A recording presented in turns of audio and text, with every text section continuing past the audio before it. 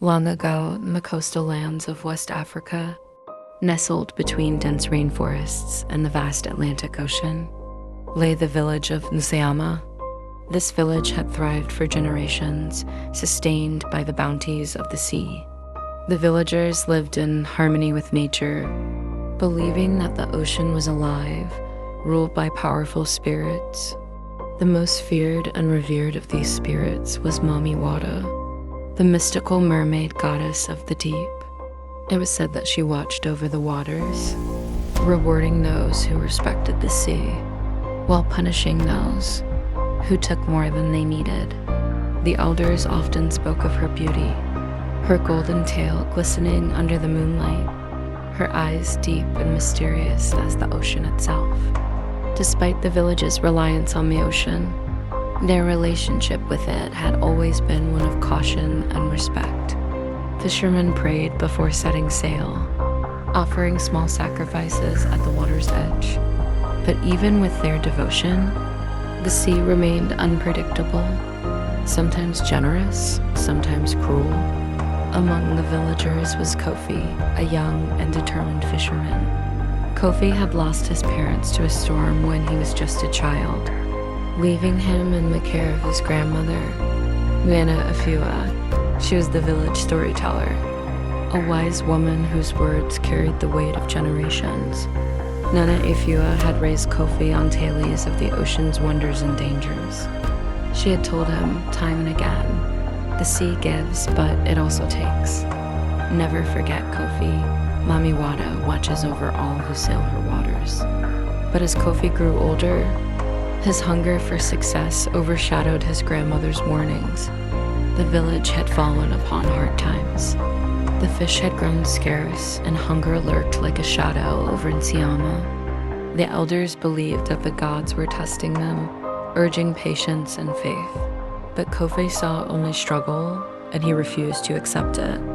One evening, as the sun bled into the horizon, Kofi sat with his closest friend, Tand, by the shore. "We can't keep living like this," Kofi said, frustration heavy in his voice. "The old men sit and pray while our nets come back empty. I won't wait for the gods to save us. I'll find the fish myself." Tan frowned. "You're talking about the deep waters, aren't you?" The deep waters, a place no one dared to go. It was said that those who ventured too far never returned, swallowed by Mami Wada's wrath. "You know the stories, Kofi," Tan warned. "Many before you have tried. They all disappeared." But Kofi was resolute. "Fear won't feed my family. If I return with a boat full of fish, no one will call me foolish. They'll call me a hero." Despite Tan's protests, Kofi made up his mind. He would sail into the forbidden waters that very night as the village slept. Kofi prepared his boat. His grandmother's words echoed in his mind, but he pushed them aside. With nothing but his fishing gear and a flickering lantern, he rowed beyond the usual fishing spots, further than any man had dared go. The sea was eerily quiet, the waves whispering secrets only the wind could hear. For hours he cast his net, but each time he pulled it in, it was empty. Frustration gnawed at him. Then on his final attempt, the net grew heavy. Hope surged through him as he struggled to pull it up. But when he saw what lay inside, his heart froze. There were no fish, only treasures. Gleaming pearls, gold coins, precious stones, and at the center, an intricately carved golden comb, shimmering under the moonlight. Before Kofi could make sense of it, the waters around his boat began to churn violently. A powerful gust of wind extinguished his lantern. Then the sea fell into an unnatural stillness. And from the depths, she rose. Mami Wada was unlike anything Kofi had ever seen. Her skin glowed under the moon, her long dark hair cascading like liquid night. Her golden tail shimmered as she moved, and her eyes deep and knowing locked onto his. Her voice, both melodic and haunting, filled the air. "Why do you take what is not yours, fisherman?" Kofi's breath caught in his throat. He had heard of Mami Wada, but never had he imagined standing before her. I did not know," he stammered. "I was only seeking fish. My village is starving? Mami Wada tilted her head, studying him. You take from my waters without offering respect. You ignore the warnings of your elders. Do you think the ocean is yours to conquer? Kofi fell to his knees. Forgive me, great goddess.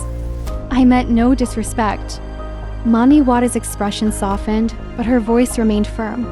The sea is alive, Kofi. It provides, but only for those who honor it.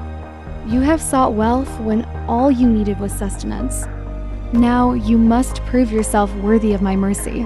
Mami Wada raised her hands, and the waters surged, engulfing Kofi's boat. He was pulled under, swallowed by the dark abyss. When he opened his eyes, he was no longer in his boat, but in an underwater palace. The walls shimmered with pearls, and strange, glowing creatures swam around him.